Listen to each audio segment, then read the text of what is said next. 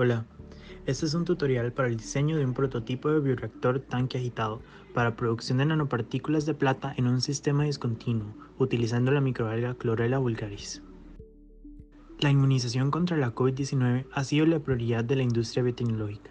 Empresas como Pfizer-BioNTech han incorporado en los componentes de su vacuna una nanopartícula lipídica llamada ALC0315 para mediar la entrada del ARN de la vacuna en el ser humano. Sin embargo, ¿es esto lo más eficaz? La microalga Chlorella vulgaris es un organismo unicelular con un tamaño de 2 a 10 micrómetros. Presentan un crecimiento rápido en condiciones flexibles y de resistencia a variables físicas y químicas, de gran ventaja en el mercado farmacéutico. Mediante esta microalga se pueden utilizar sistemas de cultivo fotoheterótrofos, tal como menciona Daly en su estudio del 2012. Debido a su capacidad fotosintética, su pared está especializada para el metabolismo de reacciones redox, lo cual la hace óptima para la producción de nanopartículas de plata.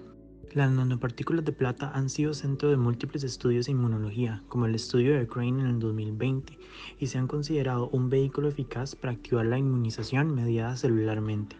Esto la hace mucho más efectiva que una partícula lipídica, además de poseer la capacidad de cargarse positivamente, lo cual aumenta su afinidad con los ácidos nucleicos. Mediante la reducción de nitrato de plata en la pared de la microalga, en condiciones de cultivo que veremos posteriormente, tendremos nanopartículas extracelulares con un rendimiento alto en bioreactor.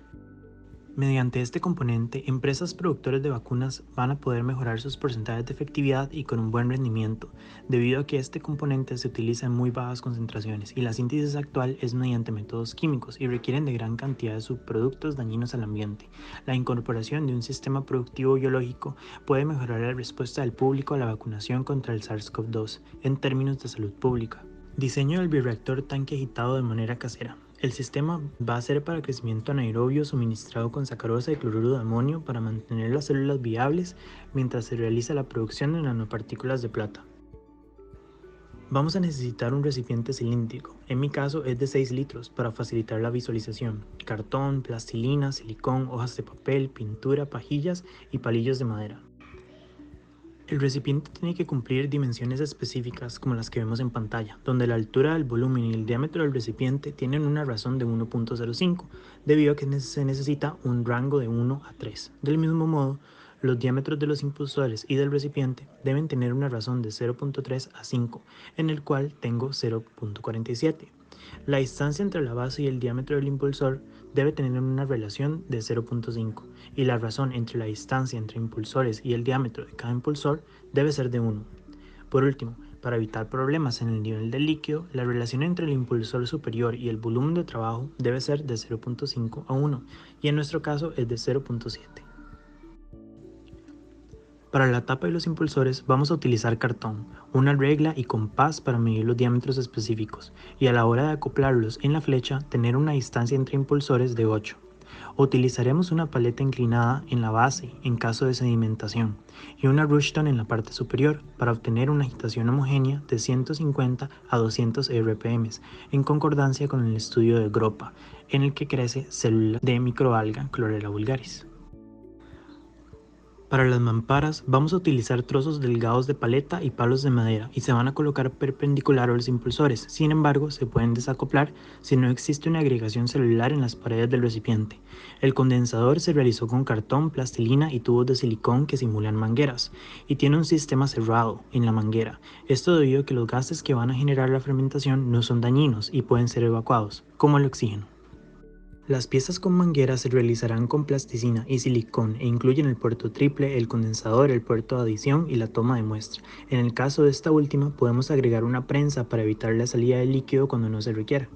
El termopozo y la toma de muestra se pintaron de rojo y amarillo respectivamente para facilitar su visualización y van a llegar al volumen de trabajo junto con las demás piezas. El termopozo nos va a indicar una temperatura de 24 grados Celsius utilizada por Saptapati en su estudio de producción de nanopartículas en microalga y es el que vamos a mantener utilizando una chaqueta térmica. Los sensores van a ser oxígeno disuelto para monitorear la cantidad generada por los impulsores, de pH para monitorear que se mantenga 7.1, uno de CO2 para evaluar el consumido por la microalga en contraste con la fuente de azúcar suministrada y de nivel para evitar problemas en el sobrellenado del recipiente. Con esto vamos a tener una tapa preparada para el mantenimiento del cultivo de microalga en sistema batch anaerobio. En esta imagen podemos observar la configuración de los componentes junto con aquellos que deben tener manguera, y la donita del centro es una representación del motor, el resto de tapas grises son tornillos ciegos. Vamos a tener un medio de cultivo mínimo con agua desionizada, con los compuestos en pantalla, y con un inóculo de 420 mililitros para un volumen de trabajo de 4.2 litros en el bioreactor de 6 litros.